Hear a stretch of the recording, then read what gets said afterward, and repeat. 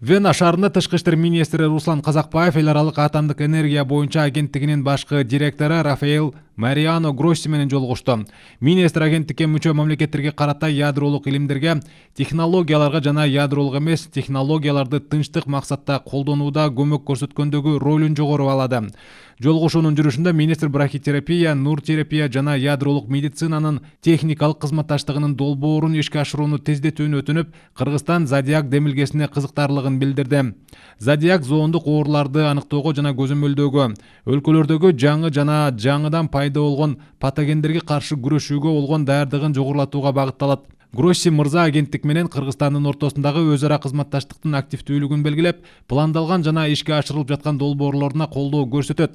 Белгилей кетсек, Кыргызстан 2003 жылы эл аралык атомдук энергия боюнча агенттиктин башкы конференциясынын 47 сессиясында 137 мүчөсү болгон.